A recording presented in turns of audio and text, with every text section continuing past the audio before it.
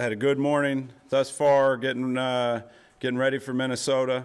I'm going to get out on the field here shortly. I know the guys, some of that positive energy and things that I talked about after the game and Monday, feeling exactly how I'd like to see things going. And, you know, what's important is we get out on the field and continue to make progress, to just build on some of the good things we've done in each game. Obviously, those have increased a little bit here, and they need to increase more, and that's our goal, to try to build on those things and just get better as a team. Minnesota is 0-3, but one of those teams, you know, they've had 3 games that have been decided by under 7 points. They're one of 28 or so games. They have 3 of the 28 or so games that's been the way it's gone. They're offensively have one of the best runners in the league. He's the complete package. Arm tackles aren't going to cut it with this guy. You need everybody doing their job, and then everybody getting to him, because it generally takes more than one to get him down. Quarterback and Donovan, very experienced. Looks like he still has it. You know, obviously, you know, he's in a new place with new players around him. I think you can see him getting more and more comfortable as he plays, and he can still hurt you with his feet. He's got a great arm. He's smart and can hurt you big in a number of ways. They got a couple real good tight ends that they use a bunch. They got a premier playmaker in Percy Harvin that they do a great job of getting him the ball in a number of different ways, handing it off, throwing it, returning it, catching it, a bunch of different ways they use him. And you know, you put on the tape, he is fast. You know, he's one of those guys, when you watch the tape, you see just how, I mean, he stands out from everybody else. And they got a bunch of good receivers, starting with Berrien, that can hurt you. So defensively, we got to continue to improve. Offensively, everything starts up front with this defense. Their front four is as good as you'll see, starting with 69, Jared Allen, who I have just a tremendous amount of respect for. I kind of always wish he'd still hanging around here, but he's not. But I do, you know, tremendous motor, tremendous determination, relentless player that the other guys seem to feed off of. The other end, and Robinson, it looks like, you know, sometimes I said from the end zone view, those two are ripping around the edges. You got to look twice to figure out who's who, because they're both bringing it. And they got Williams back inside.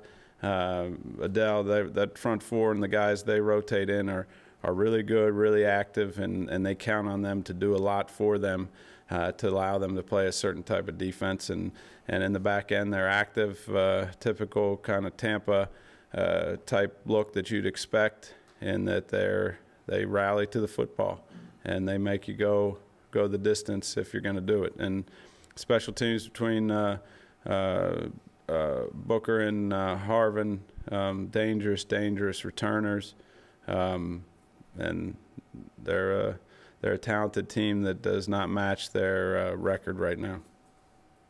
So, any questions? What did you think of the way the run defense played this past Sunday? It obviously didn't do all that great the first 2 games, and like you said, Peterson's a tough guy to bring down. Did you see some, I guess, glimpses of an improvement enough that you're a little more confident going into this game? I think I've seen improvement each week with the run defense and the defense in general. And I'll say again that you put a defense on their side of the 50 20 out of 28 times in those first couple, you know, it's not going to look good. I don't think it matters who's playing defense and who's playing offense if you get that many chances of just needing a few yards to get into scoring range. But they've showed improvement. You know, San Diego's a good running team with a couple really good backs. You know, but we didn't do well enough. You know, we've got to just do a better job of playing with technique, getting tackles made and not broken or missed. and that's what we're going to work on. But when you talk about Adrian Peterson and even Gerhard, and you got to lump Percy Harvin into it, and Donovan, they are obviously they're at the top of the list for a reason, you know, in run differential. You know, they run for a lot of yards, so there's a reason why. So we got to be at our best, and it really takes all 11 every snap to have a chance to slow them down. The roster move you made at tight end, is that because Beck wasn't going to be available Sunday? No.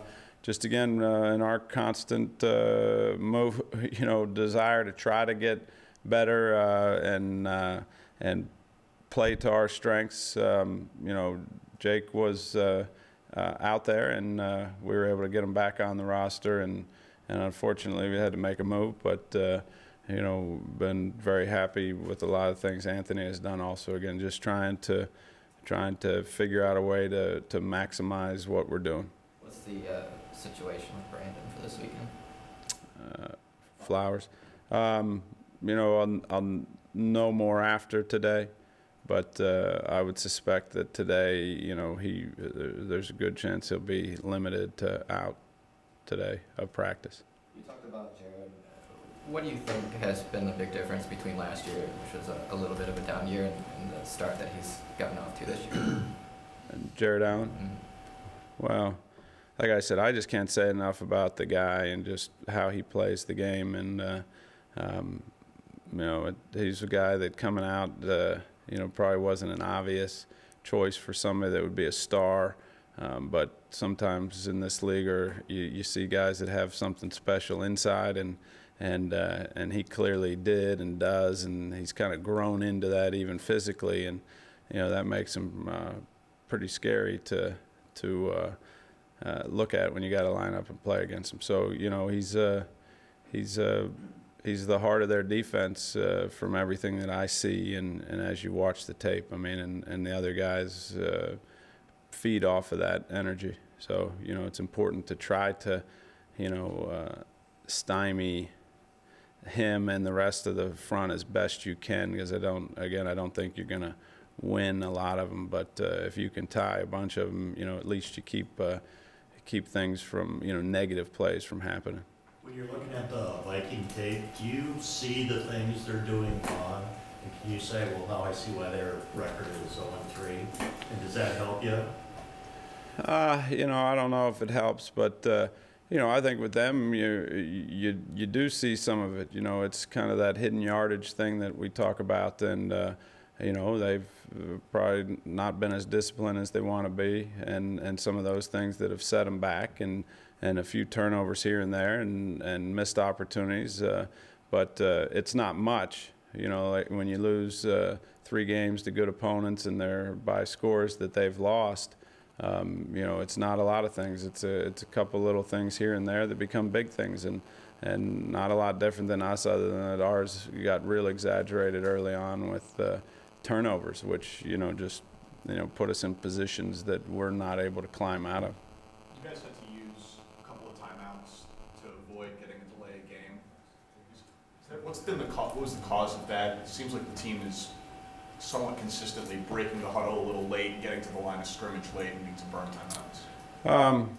I don't know about the breaking the huddle. You know, sometimes we have a set way that a time that we want to break it. You know, as far as how we want the game to go. But the other day it was as much anything that when Beck was unable to play. You have to make an adjustment, and ours in that case was tackle going in, and it's something that you talk about, but you really can't put a lot of practice time to. So there was gymnastics to that we could have taken a risk and snapped the ball, but I think the prudent thing was to make sure that we had it right, and like I said, it's something that created strictly by the loss of a player within that game that really caused some moving parts, and we just have to handle it better or stay out of that group. You guys have you have constantly worked on it over 3 years, but you had the big play to Breston. So there's a long distance to cover, and you guys had to take a timeout afterwards. Is that just? Same thing. You know, it was the personnel we called. You know, you plan all week again to run certain plays in certain situations, and you know that you get down in there in the goal line, and that's where it's generally a bigger people group, and we thought we had done enough talking and adjusting to get it. But again, in that situation with the play happening fast, obviously, you know, we hadn't done enough because there was confusion, and the last thing we could do is have a penalty in that situation, you know, and go backwards when you're down close to the line. But you know, something that definitely, you know, we have put time into, but not necessarily in a situation where we're missing a guy. So you know, like I said, we just as coaches got to do a better job of, you know, making a better choice there, probably of what we do. When you talked to him when he came off the field, did Leonard have an explanation for his helmet? Yeah, he did. You know, and Leonard's a great guy and an honest guy, and he's not malicious in any way. And you know, it seemed to be true to what occurred. You know, he said the helmet had got severely jostled on his head and was turned down on his face. So his first instinct was to take it off, and we just said, you know, you know, it ended up we were able to thankfully do a pretty good job of covering and get a stop and have a chance, you know, to move down the field, and but you just never know, and we can't, you know, our team can't afford to move backwards first down and a half. Lost McGraw too. It seemed like you guys had two different subs. You had one with DeMario that seemed more like designed against possible runs, and then when it was a definite long pass, DeMario was out, and you had Pescatelli. Yeah, again, Bob, I wouldn't look, you know, the McGraw, you know, coming out of that game, you know, hurts us always whenever you lose anybody. But, you know, we're defensively still really a work in progress of trying to best figure out how we need to play to give us the best chance to succeed. No different than offense, but like I said, just maybe a little more of an adjustment defensively because of how we had kind of got ready to play. So, you know, we're in that mode of trying to figure out the best way to defend pretty good offenses. And this week we're going to see another one. So we got to be better than we were last week. How is Baldwin progressing, and when do you expect him to be out there? You know, he's, without talking about the injured players, you know, I think you'll see more and more activity, and we'll just have to see how it goes. Okay. Rather a giant difference between 4 games under 500 and 2, which is what this game entails. Does it come close to the must-game category? No, you know, I think it's very important for our guys to understand that you can't dig too deep of a hole. You know, we've already lessened our margin of error, but you know, I think if we continue to just do the things that we need to do to get better, obviously our goal is to get a win here in this quarter of the season and then put it behind us and start, you know, 0-0. And you know, that's how we're trying to stay focused, and it appears to me that's how our players are pretty intent on staying focused, and that's good. So you know, right now it's about right now, and I think it's really important for a team like ours to just kind of stay in the present tense and keep chopping wood.